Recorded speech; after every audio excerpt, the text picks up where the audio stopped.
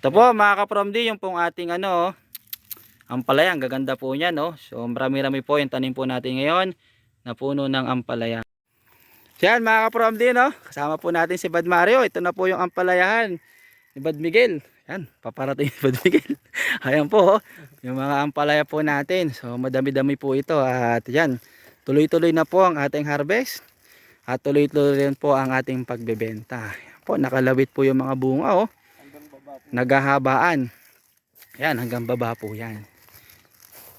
So ayan, no? Malawak-lawak po ito mga ka-Promdi, no? Matagal-tagal tayong di nakapag-video, ah. At 1,400 na puno. Ayan, marami-rami ito, oh. Napakaganda po ng pwesto niya dahil bantad na bantad sa araw. At yung pagkakakamada po nung balag ay sakto-sakto yung taas.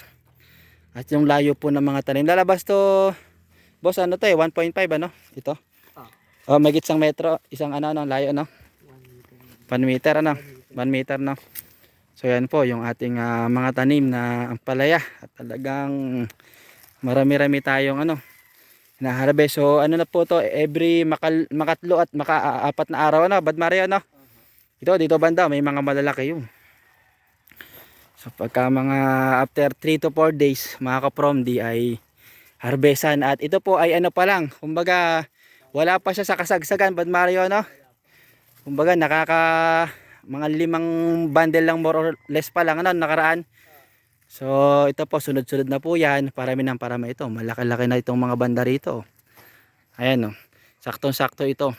Kasi nag-harvest kanina. So tamang-tama ito. Mga 3 araw ulit ay meron na naman tayong mapipitas. At maraming buko, no? Maraming bulaklak hanggang mga babayan, no? Ito, lalaki na nitong isang to. Ayan, no? Talagang hanggang baba po. At mahaba ang ating ampalaya.